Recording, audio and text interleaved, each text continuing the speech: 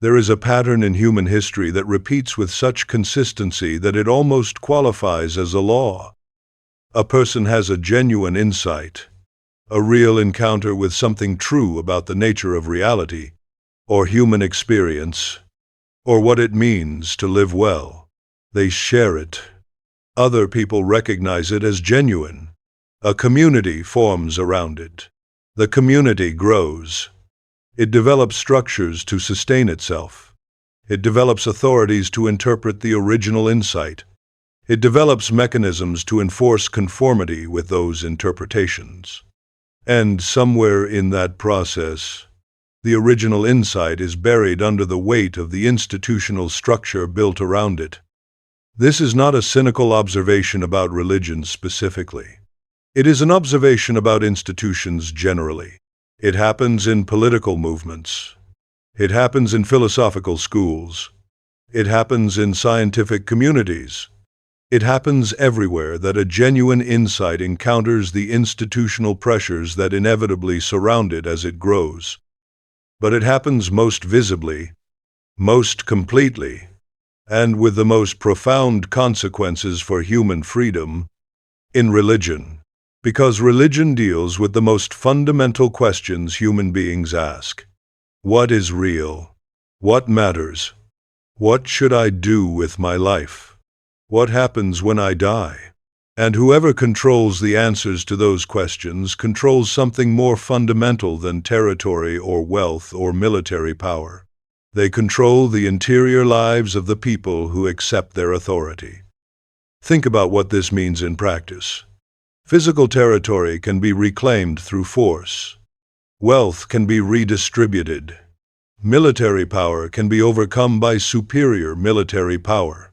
But the person whose most fundamental understanding of reality, whose deepest framework for interpreting their own experience, whose most intimate sense of what they are and what they owe and what they can hope for, has been shaped by an institution that claims exclusive authority over those interpretations, that person is controlled in a way that no external force can easily address. Because the control is internal. It is not enforced by guards or walls or economic coercion. It is enforced by the person's own belief system, by their own fear, by the fact that challenging the institution's authority feels not like political resistance, but like an existential threat to the very structure through which they understand themselves and their place in the universe. This is the kind of control that Spinoza found most troubling. Not the control that rules the body from outside, but the control that rules the mind from inside. And the mechanism through which it operates is always, at its foundation, the management of fear. Baruch Spinoza saw this with a clarity that was extraordinary for his era.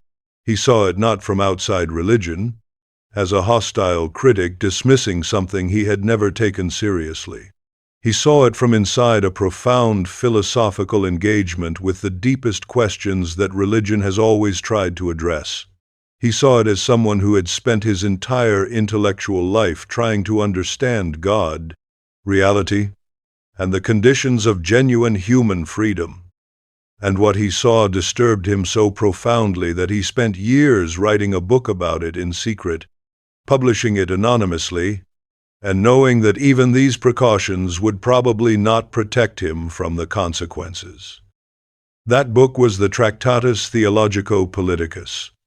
And the central argument of that book, the one that made it the most condemned publication in 17th century Europe, was this: the primary function of institutional religion, in most of its historical expressions, has not been to help human beings understand truth.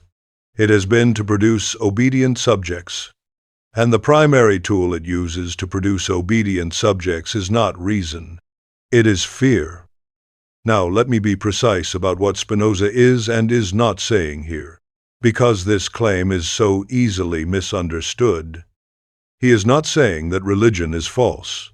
He spent his entire philosophical career arguing that the deepest questions religion addresses, the nature of God, the conditions of genuine human freedom, the relationship between the individual and the infinite, are real questions with real answers that genuine philosophical and spiritual inquiry can approach. He is not saying that the founders of religious traditions were frauds.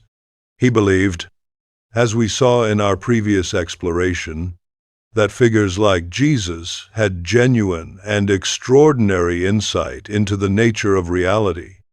He is not saying that the people who practice religion sincerely are deluded. He distinguishes carefully between genuine faith, which he considers a powerful and necessary human capacity, and the institutional mechanisms that claim to represent it. What he is saying is something more precise and more devastating than any of those claims, that the institutional structures that have been built around religious insight have a systematic tendency to serve the interests of those who control the institution, rather than the genuine spiritual needs of those the institution claims to serve, and that this tendency operates primarily through the deliberate cultivation and management of fear. Let me show you how the mechanism works.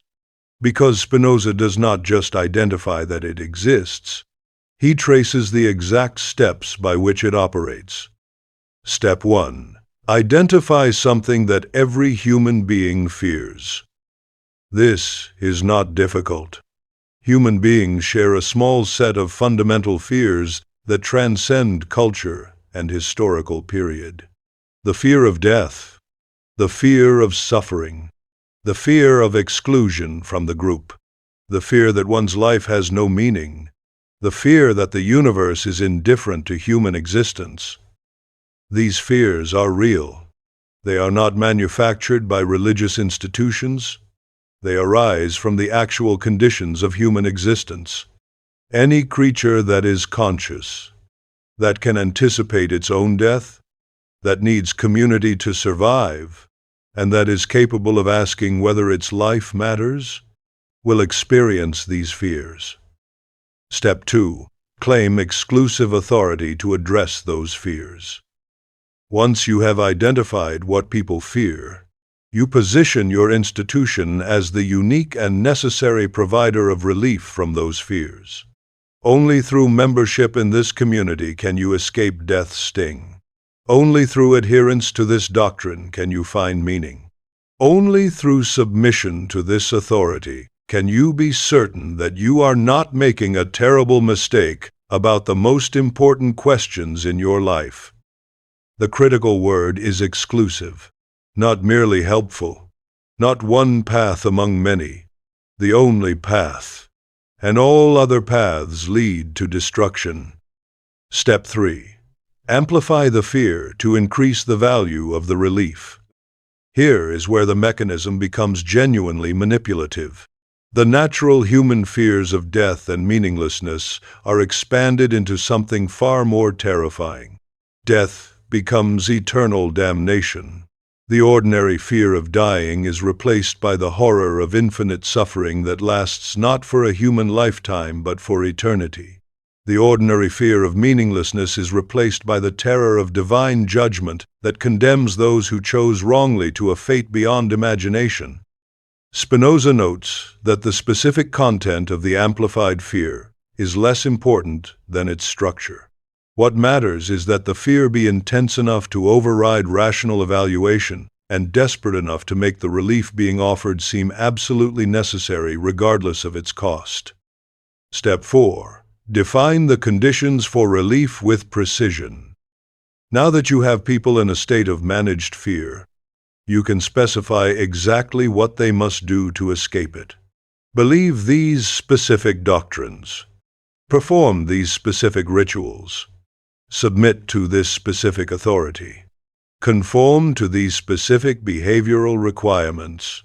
And the relief, the genuine reduction in the fear that was amplified in Step 3, is delivered in proportion to compliance. This is the mechanism. 4 steps. Identify the fear. Claim exclusive authority to address it. Amplify the fear to make the relief seem necessary. Define compliance as the condition for relief. Spinoza watched this mechanism operate in the most powerful religious institutions of his era with a clarity that was extraordinary. He saw how the Church of Rome had used the fear of purgatory and eternal damnation to extract enormous financial payments from ordinary people who could barely afford food. How the sale of indulgences had converted the fear of God's judgment into a revenue stream for institutional enrichment. How the threat of excommunication, which meant exclusion from the community and from any hope of salvation, was wielded as a political weapon against kings and emperors who challenged the institution's authority. And he saw it in his own community. The same mechanism, the same 4 steps, applied with the same structural logic even if with different specific content. The fear of divine punishment for violation of the law, the claim of the rabbinical authority to interpret what the law required, the amplification of the consequences of non-compliance, the specific conditions for remaining in good standing with the community that had the power to define your access to the divine. And he saw it, by extension, in every religious institution he studied, not as a conspiracy, not as the result of deliberate wickedness on the part of institutional leaders, but as the structural consequence of what happens when an institution with genuine authority over matters of ultimate concern develops the internal pressures of self-preservation and growth. And what does this mechanism produce? Obedience, not understanding, not genuine faith, not the kind of love of God and neighbor that Spinoza believes Jesus was pointing at, but obedience, the behavior of someone who is afraid of the consequences of non-compliance rather than someone who has genuinely understood something about the nature of reality. Now here is the question that I want you to genuinely sit with before we go further. Think about the beliefs you hold most deeply, not the intellectual positions you defend when asked, but the ones that actually shape your behavior. The ones that make you feel guilty when you violate them and relieved when you conform to them. For each of those beliefs, ask yourself honestly, do I hold this because I genuinely understand it to be true?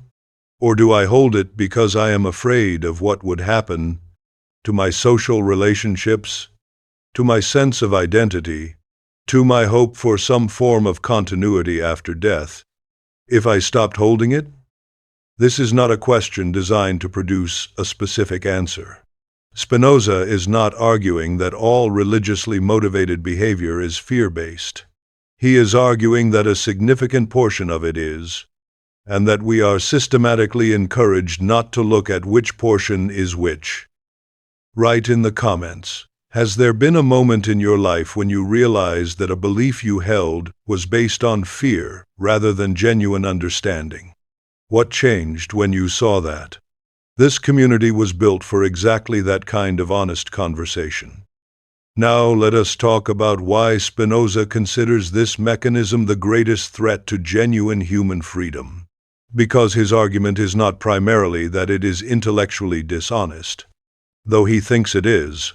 His argument is that it is psychologically and politically destructive in ways that go far beyond the religious sphere. A person who obeys because they are afraid is not free. This is obvious. But Spinoza points to something less obvious. A person who obeys because they are afraid is also not developing the capacity for genuine understanding. They are developing the capacity for compliance. And compliance and understanding are not the same thing. They can produce the same outward behavior, but they produce completely different internal states and completely different capacities for judgment when new situations arise that the rules do not explicitly cover. The person who does not steal because they genuinely understand why stealing is destructive, to the person stolen from, to the social fabric of trust, to their own integrity and their own capacity for genuine relationships, will still not steal when they believe no one is watching, when the rule is ambiguous, When the social enforcement mechanisms break down, the person who does not steal because they fear divine punishment or social exclusion will not steal precisely as long as the fear is operative. The moment the fear is removed, or seems to be removed, the behavior becomes unpredictable, because nothing internal has been developed, only external constraint. Spinoza's point is that societies built primarily on fear-based compliance are fragile. They look stable when the fear is maintained, but they have not developed the internal resources, the genuine understanding of why certain behaviors matter, that would allow them to remain stable when the fear is absent. And religious institutions that function primarily through the fear mechanism have a structural interest in preventing the development of genuine understanding, because genuine understanding is the one thing that makes the fear mechanism unnecessary. A person who genuinely understands why justice and compassion matter does not need to be frightened into practicing them. And a person who does not need to be frightened is a person over whom the institution's primary tool of control has lost its power. This creates a dynamic that Spinoza finds deeply troubling. The institution has a structural incentive to keep people in fear and to suppress the development of genuine understanding, not necessarily through conscious malice, often through the sincere conviction that understanding is dangerous and that the simple compliance produced by fear is safer and more reliable. But the effect is the same regardless of the intention. And here is where Spinoza makes his most radical move. He says that the antidote to religious control through fear is not atheism. It is not the rejection of God or the dismissal of the spiritual dimension of human experience. It is something far more specific and far more demanding. It is genuine understanding, the actual, rigorous, honest development of adequate knowledge of the nature of reality, of the conditions of human flourishing, of the relationship between the individual and the infinite. The kind of knowledge that makes compliance unnecessary because it generates the right behavior from within rather than imposing it from without. Spinoza calls this the difference between superstition and genuine religion. Superstition, in his usage, is not merely incorrect belief. It is belief that is held because of fear rather than because of understanding.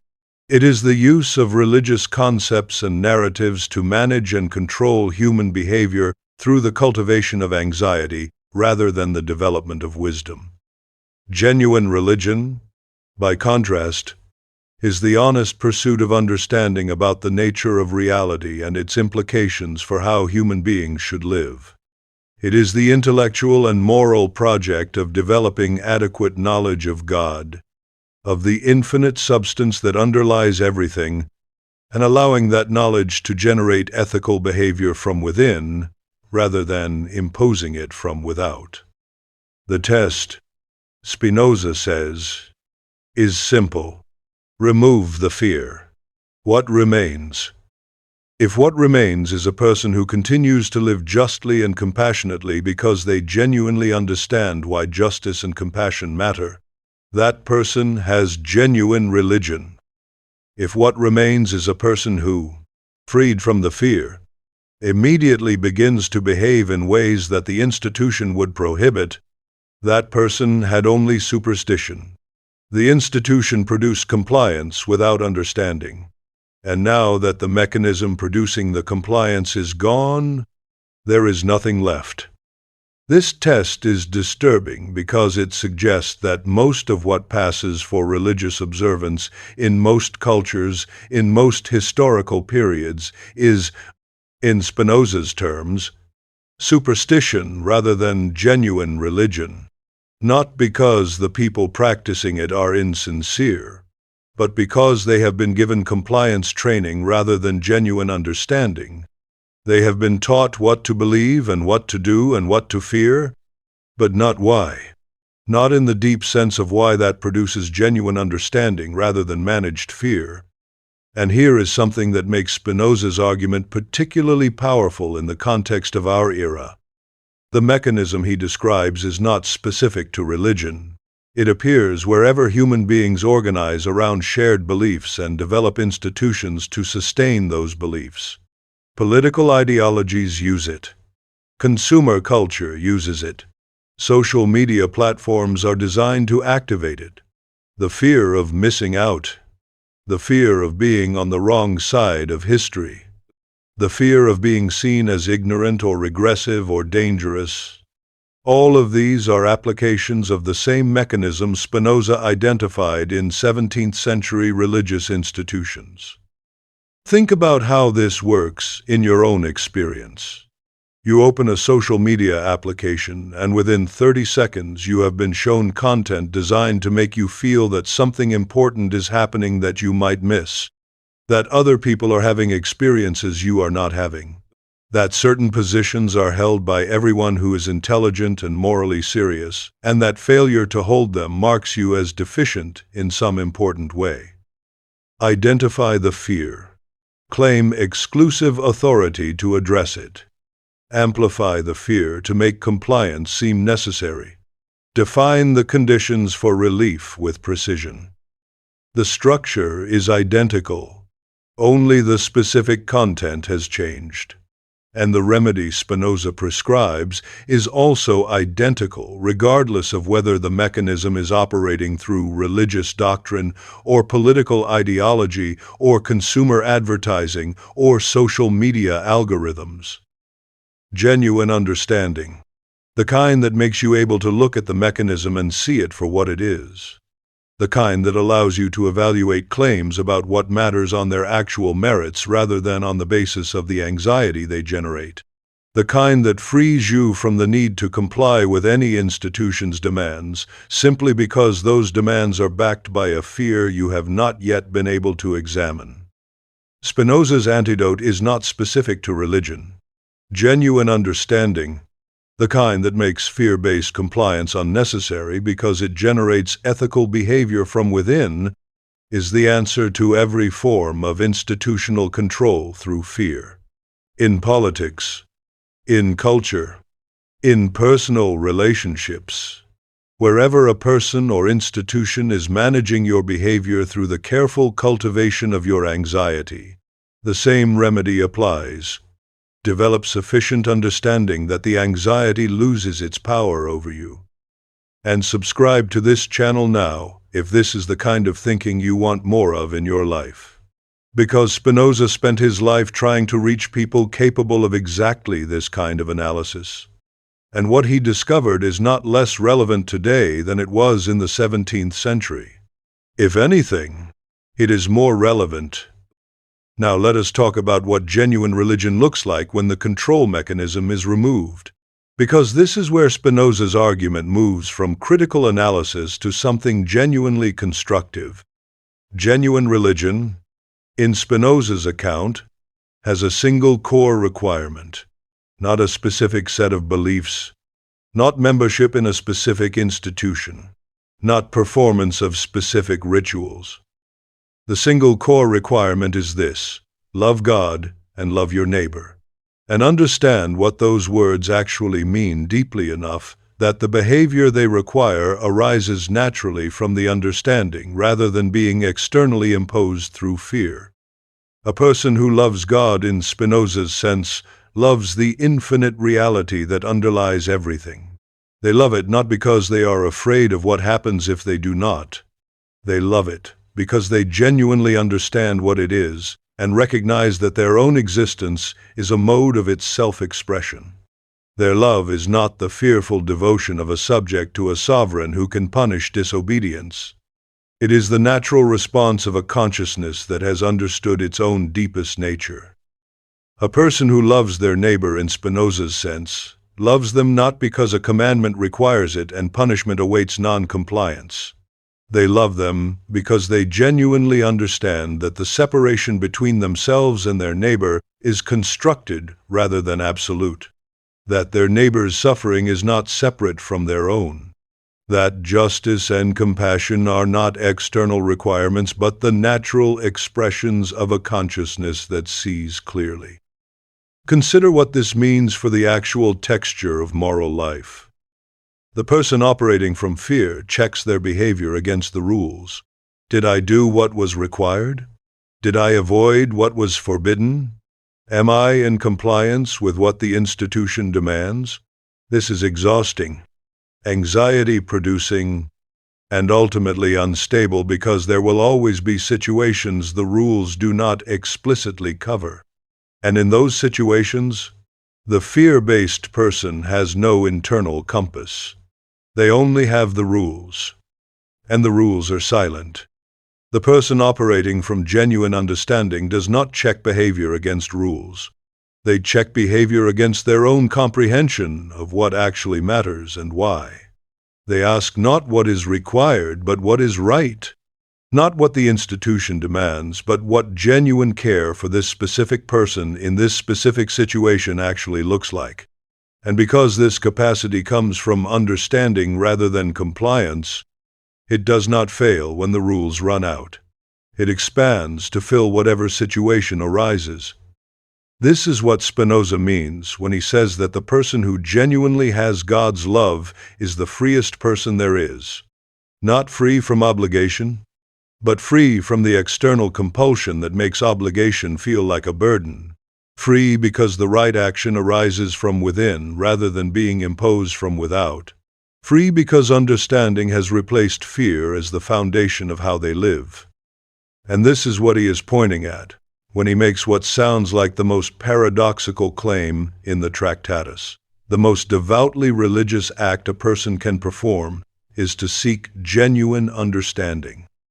Not ritual performance, not doctrinal conformity, not submission to institutional authority.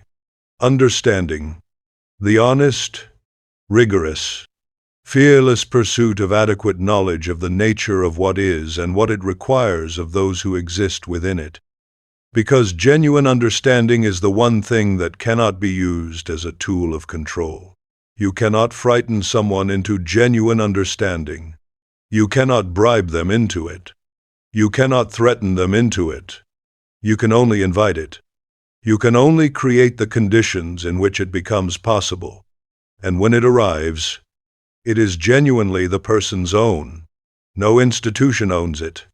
No authority can revoke it. No fear can undermine it. Spinoza paid an enormous price for this understanding. He was expelled from his community. His books were banned. He was called the most dangerous man in Europe by people who understood very clearly what his argument implied for their authority. He lived in poverty, in isolation, and died at 44 years old, his lungs destroyed by the glass dust of the lenses he ground to survive. And yet every account of the man describes someone who was genuinely free, not free in the sense of having no constraints, but free in the sense of being unafraid, of having moved through the fear mechanism and out the other side into a relationship with reality that no institution could give him and no institution could take away. The freedom that comes from genuine understanding, the only freedom that actually lasts, the only freedom that the mechanism of control through fear cannot touch. That freedom is available to you. Not by joining the right institution, not by performing the right rituals, not by affirming the right doctrines, but by doing what Spinoza did, following the questions honestly, wherever they lead, until understanding replaces fear as the foundation of how you live. If you know someone who is caught in the fear mechanism, someone whose spiritual life is shaped more by anxiety about what happens if they stop believing than by genuine understanding of what they believe, share this video with them. Not to destabilize their faith, but to invite them to find a faith that does not depend on fear to hold itself together. Because faith that needs fear is fragile. Faith built on understanding is the only kind that actually survives honest examination. And before you go, the mantra that captures what Spinoza discovered about the mechanism of control and the only genuine antidote to it I will not be governed by what I fear. I will be guided by what I understand. Write it in the comments, because the moment you genuinely mean it, something shifts in the relationship between you and every institution that has ever tried to manage your behavior through the cultivation of your anxiety. The next exploration is waiting for you on screen right now, chosen specifically to take everything you understood in this three-part journey one level further. Spinoza spent his life arguing that genuine freedom and genuine religion are not enemies. They are the same thing, seen from different angles. The freedom that comes from understanding, the religion that produces understanding rather than fear. That is what he was pointing at. From a small room, with his lenses and his philosophy, at the cost of everything the world usually offers as consolation. It was worth it. He knew it was worth it. And the 350 years since have confirmed that he was right. And here is something worth carrying beyond this video. Spinoza is not asking you to leave your tradition. He is not arguing that religious communities are worthless or that institutional religion has nothing to offer. He is asking something more precise and more personal than that. He is asking you to examine the foundation of your own religious life, whatever form it takes, to ask honestly whether what sustains your beliefs and your practices is primarily understanding or primarily fear, and to pursue whatever degree of genuine understanding is available to you, not because the institution demands it, but because understanding is the only foundation on which anything genuinely valuable can be built. Because faith built on fear is always fragile. It survives as long as the fear is maintained. And the moment the fear is questioned, or the moment life presents evidence that the things the institution claimed to control are not actually under its control, the whole structure can collapse suddenly and completely, leaving the person not with a deeper understanding but with nothing. Faith built on understanding is different. It survives the honest examination not because it is never disturbed, but because the disturbance produces deeper understanding rather than collapse. The person who genuinely understands why love and justice and compassion matter does not lose that understanding when the institutional structure around it is challenged. The understanding was never dependent on the structure. The structure was always, at best, a support for the understanding, and at worst, a substitute for it. Spinoza's life demonstrated this with extraordinary power. Stripped of every institutional structure, expelled from his community, condemned by every religious authority of his era, he remained, not because he was sustained by institutional support, but because his understanding of the nature of things was his own. No institution had given it to him, and no institution could take it away. It was built on something more fundamental than any institution's authority, the honest engagement with reality itself. That is what he is offering you, not the destruction of your tradition, but the invitation to find within your tradition, or beyond it if necessary, the genuine understanding that makes the tradition worth having in the first place. And one more thing that Spinoza would want said clearly before the end. The person who has seen through the fear mechanism, who has understood how it works, and has begun to develop the genuine understanding that makes it unnecessary, does not become arrogant, does not become contemptuous of the people who are still inside it, does not mistake the clarity of the analysis for superiority over those who have not yet made it. Because Spinoza is very clear about this, the fear mechanism is not a character flaw of the people it captures. It is a structural feature of human existence. Every human being starts from fear. Fear of death, fear of suffering, fear of meaninglessness, fear of exclusion. These are real fears that arise from the real conditions of finite human life. The institution did not create them. It found them and used them. The person who understands this is not better than the person who is still in fear. They are further along a path that every human being must walk, and their understanding creates not contempt for those behind them, but compassion, because they remember what the fear felt like, and they know that the invitation to understanding is far more effective than the critique of fear at moving people from one to the other. This is in the end what Spinoza means by the love of neighbor that genuine religion requires. Not the superior dispensing of truth to the ignorant, but the honest sharing of a path that leads from fear to understanding, offered with the humility of someone who knows how difficult the path is and how recently they began to walk it. The freedom that genuine understanding offers is available to everyone, not at once, not without difficulty, not without the willingness to sit with questions that have no comfortable answers, but available, genuinely, irreversibly, completely available, to anyone willing to begin. Before you go, I want to leave you with something concrete to take into the next 24 hours. Notice one moment today when you feel the pull to conform to something, a belief, a behavior, a position, a way of presenting yourself to others, and pause for 30 seconds before conforming. Ask honestly, am I doing this because I understand it to be right? Or am I doing it because I am afraid of what happens if I do not? You do not have to change the behavior based on what you find. The question is not designed to produce a specific action. It is designed to produce awareness. And awareness, Spinoza says, is the beginning of the only freedom worth having. Write in the comments what you find, not the specific belief or behavior, just what you noticed about the foundation of it, fear or understanding, or something in between that you had not previously seen clearly.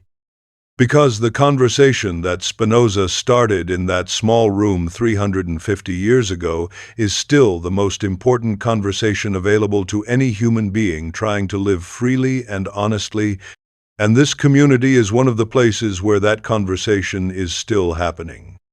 And if this three-part journey through Spinoza's most challenging ideas has given you something real, something that shifted how you see yourself or the institutions that have shaped you, share it with someone who needs to hear it. Not as an argument, as an invitation, the same invitation that Spinoza extended from his small room to anyone willing to think honestly about the things that matter most. The mantra that captures what Spinoza discovered about the mechanism of control and the only genuine antidote to it. I will not be governed by what I fear. I will be guided by what I understand. Write it in the comments. Because the moment you genuinely mean it, something shifts in the relationship between you and every institution that has ever tried to manage your behavior through the cultivation of your anxiety. The next exploration is waiting for you on screen right now, chosen specifically to take everything you understood in this three-part journey one level further. Spinoza spent his life arguing that genuine freedom and genuine religion are not enemies. They are the same thing, seen from different angles. The freedom that comes from understanding, the religion that produces understanding rather than fear. That is what he was pointing at. From a small room, with his lenses and his philosophy, at the cost of everything the world usually offers as consolation. It was worth it. He knew it was worth it. And the 350 years since have confirmed that he was right.